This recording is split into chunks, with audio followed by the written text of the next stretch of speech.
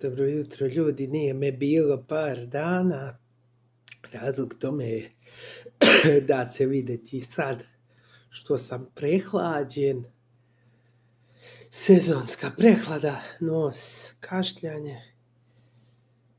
Želim da vas zamolim da u komentarima na ovaj kratki video ostavite šta želite u narednih nekoliko dana, tačnije od 20. decembra do 31. decembra da vam snimam u kratkoj formi i u formi dužih videoklipova, jer cilj mi je tih posljednjih 11 dana u ovoj godini da budem produktivan kad već u ostalim danima ne mogu, to jest i jedan ne mogu, nego mi se prosto neće.